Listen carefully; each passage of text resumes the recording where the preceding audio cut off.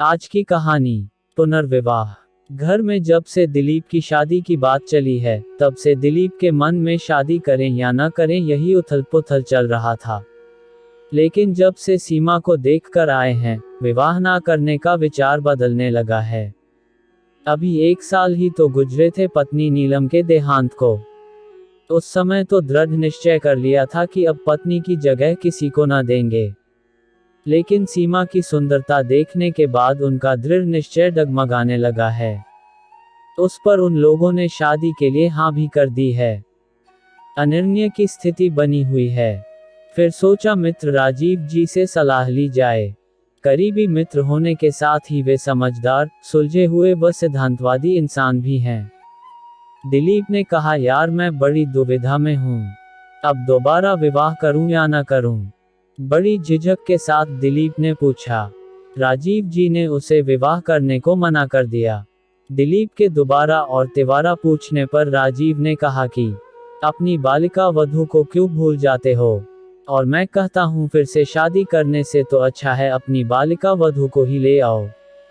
भली लड़की है, तुमने त्याग दिया तो बेचारी भाइयों की चाकरी करते हुए जीवन व्यतीत कर रही है, कभी तो उसकी भी सुध ले लो। उनके ऐसा कहने पर दिलीप कोप गया और सोचने लगा कि बेवजह मैं राजीव की सलाह लेने आ गया। इन्होंने तो बातों को और भी उलझा दिया। अब उस पागल को घर ले आऊं, जिसका चेहरा तक न देखा कभी, जिससे सालों पहले ही नाता तोड़ चुका हूं। मालती नाम था उसका। दिलीप तब यही कोई 16 से 17 साल के थे। पढ़ना लिखना चाहते थे, लेकिन परिवार के बाल विवाह की परंपरा के बलि चढ़ गए। बाबूजी के दबाव के चलते ना कहते हुए भी मालती से विवाह करना पड़ा।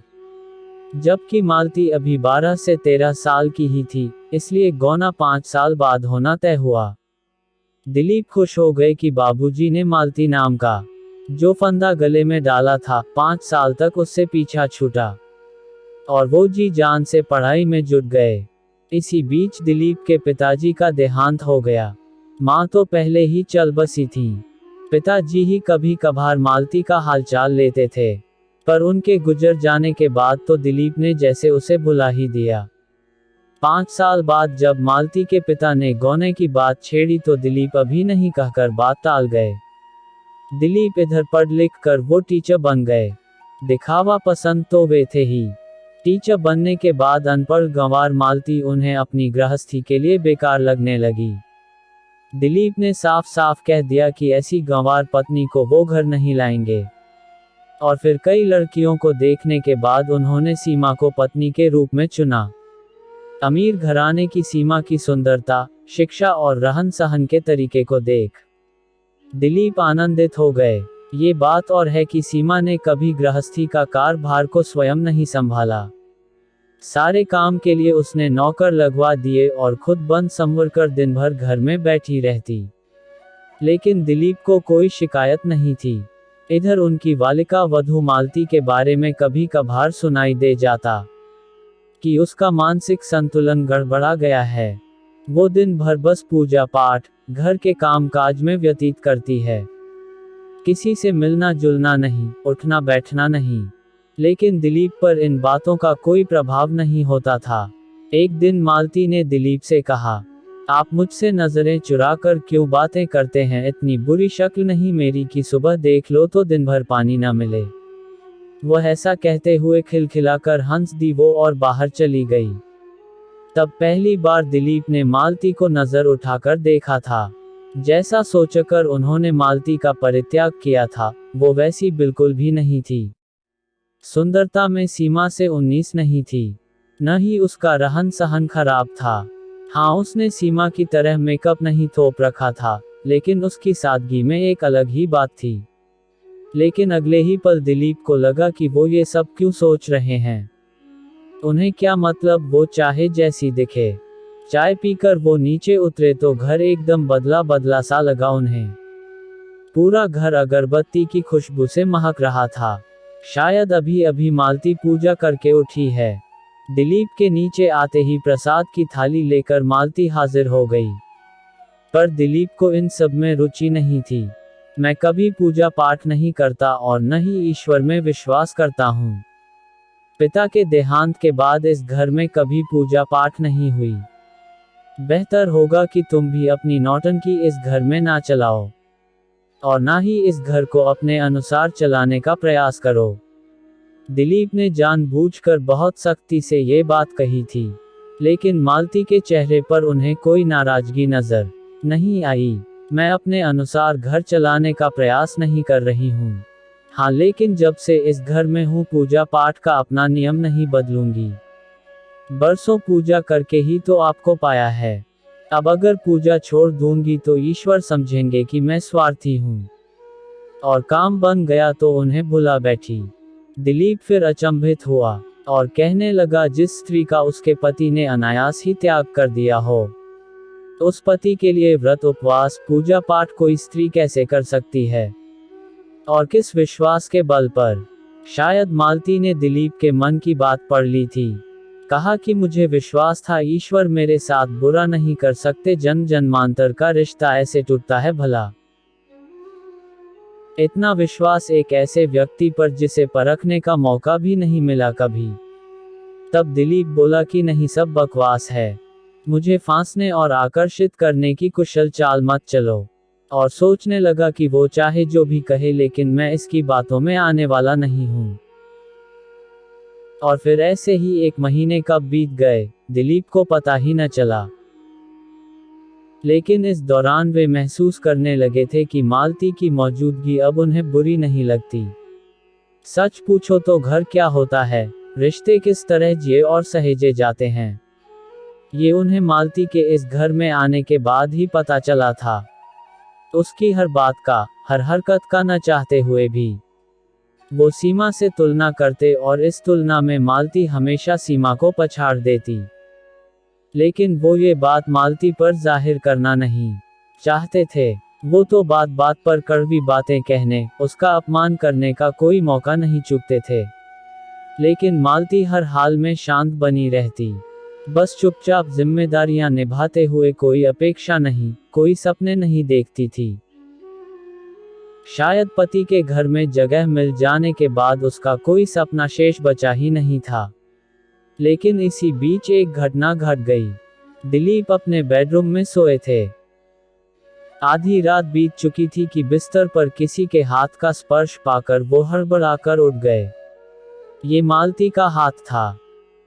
बस उन्होंने न आगे देखा न पीछे, बस बरस पड़े उस पर। शर्म नहीं आई तुम्हें आधी रात को एक पुरुष के कमरे में यूं प्रवेश करते? अब तक जो करती आई तुम, उसे मैं अनदेखा करता रहा। मुझ पर, मेरे घर पर जबरन अधिकार जमाती आई, फिर भी मैंने कुछ नहीं कहा। लेकिन अब तुम मेरे शरीर पर भी अधिकार जमाने की योजना बनाने लगी हो। जब मैं तुम्हें पत्नी मानता ही नहीं तो क्यों मेरे गले पड़ी हो? छी, मैं तो सोचता था कि तुम शरीफ और संस्कारी स्त्री हो। मालती की आंखें भर आईं, लेकिन वो एक शब्द न बोली, फौरन कमरे से निकल गई। सुबह दिलीप की आंखें खुली तो उसे लगा कि आज तो चाय भी नसीब नहीं होगी। रात को इतना कुछ सुनने के बाद शायद मालती मुंह फुलाए बैठी हो। लेकिन नीचे उतरे तो डाइनिंग टेबल पर चाय नाश्ता तैयार मिला। हाँ, रोज की तरह मालती का मुस्कुराता हुआ चेहरा नजर नहीं आया उन्हें। वो बेचैनी से यहाँ वहाँ देखने लगे, लेकिन मालती नजर नहीं आई। अब उन्हें लग रहा था कि शायद रात को वो कुछ ज्यादा ही कह गए थे। उन्हें इस तरह प्रतिक्रिया नहीं करनी चाहिए थी। लेकिन फिर अगले पल सोचा, बोल दिया तो बोल दिया। अब इतनी सी बात के लिए माफी थोड़े ही मांगूंगा। उस दिन दिलीप कॉलेज चले तो गए, पर पढ़ाने में उनका मन बिल्कुल भी नहीं लगा। पहली बार मालती का अपमान करके उन्हें इतना बुरा लग रहा था। काफी सोच विचार के बाद आखिरकार उन्होंने तय किया कि मालती से जाकर कह ही दूंगा कि गलती हो गई। रात को अचानक नींद खुल जाने की हड़बड़ाहट में अनाप शनाप बोल गया, लेकिन आवाज थोड़ा सख्त ही रखूंगा। हाँ, यही ठीक रहेगा। कैसे बात करनी है, क्या कहना है? पूरी लिखावट की पूरे दिन में कई बार बात को पक्का याद करने के बाद शाम को जब वे घर लौटे तो रोजाना की तरह मालती उन्हें पानी के ग्लास के साथ नजर नहीं आई। उन्हें थोड़ी बेचैनी हुई। 1-1.5 महीने से उन्हें आते ही मालती को देखने की आदत सी पड़ गई थी। तभी नौकर हीरालाल पानी लेकर आ गया। अरे तुम कब आए? मालकिन ने बुलावा भेजा था। कहा कि वो जा रही हैं, इसलिए आपका ख्याल रखने के लिए मैं आज ही आ जाऊं। और हाँ, आपके लिए एक पत्र छोड़ गई हैं। अच्छा तुम जाओ, 1 कप चाय बना लाओ। हीरालाल को भेजकर दिलीप फौरन पत्र को पढ़ने बैठ गए। क्या संबोधन दूं तुम्हें, समझ ही नहीं पा रही, इसलिए बिना संबोधन के ही पत्र शुरू कर रही हूँ। जानती हूँ तुम खुश होगे आज मेरे जाने से, और ये भी जानती हूँ कि मेरे आने के पहले ही दिन से तुम इसी प्रयास में थे कि मैं घर छोड़ जाऊं।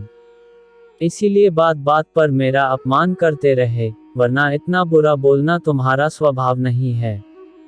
ये मैंने पहले दिन ही तुम्हारा चेहरा देखते ही पढ़ लिया था। तुम अपने लक्ष्य में सफल हुए। खैर, मुझे कोई शिकायत नहीं।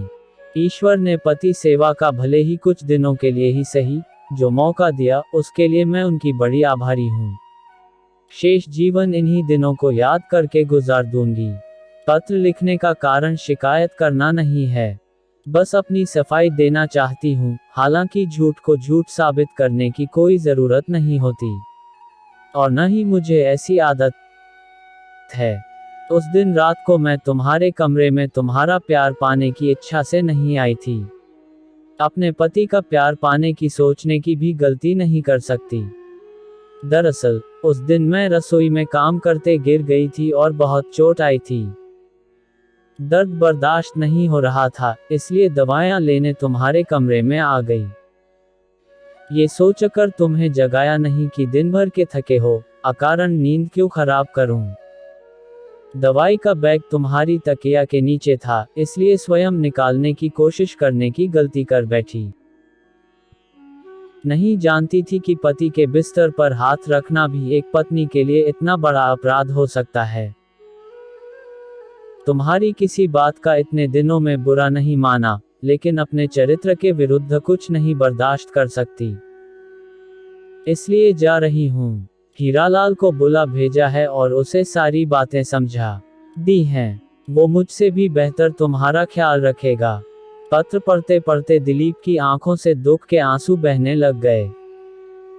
शायद ये पश्चाताप के आंसू थे। नहीं, अब मालती को वो और वनवास नहीं देंगे, और जब मालती जैसी पत्नी है तो सीमा से पुनर्विवाह करने का तो सवाल ही नहीं उठता। इस बार वो स्वयं जाएंगे मालती को लेने, पूरे जीवन भर अपने साथ रखने के लिए। उसे बाकी जीवन में पत्नी का वो सारा मान अधिकार देंगे जिसकी वो अधिकारी है। आज उन्हें पहली बार मालती की अहमियत समझ में आ रही थी, और विवाह की भी। आज वो सोच रहे थे कि सचमुच 7 फेरे का बंधन बहुत मजबूत होता है। हम लाख कोशिश करें, लेकिन ये बंधन नहीं टूटता। ईश्वर ने पत्नी के रूप में उनके लिए मालती को ही चुना था। उन्होंने नीलम से विवाह करके ईश्वर की इच्छा के विरुद्ध जाने की कोशिश की। शायद इसलिए ईश्वर ने नीलम को उनसे छीन लिया। हमारे कानून की तरह ईश्वर की अदालत में भी शायद दूसरे विवाह को कानूनी नहीं माना जाता। लेकिन अब सारी गलतियों को सुधारने का अवसर आ गया है। अगली सुबह उन्होंने सीमा के परिवार में संदेश भिजवा दिया कि उन्हें विवाह नहीं करना, और स्वयं मालती को लेने के लिए निकल पड़े। आज जैसी खुशी उनके चेहरे पर झलक रही थी, कभी वैसी खुशी और चाहत नीलम से विवाह के समय भी उनके चेहरे पर नजर नहीं आई थी। आज की कहानी में बस इतना ही। तो दोस्तों, कल फिर मिलते हैं एक और नई कहानी के साथ। कहानी सुनने के लिए आपको बहुत बहुत धन्यवाद।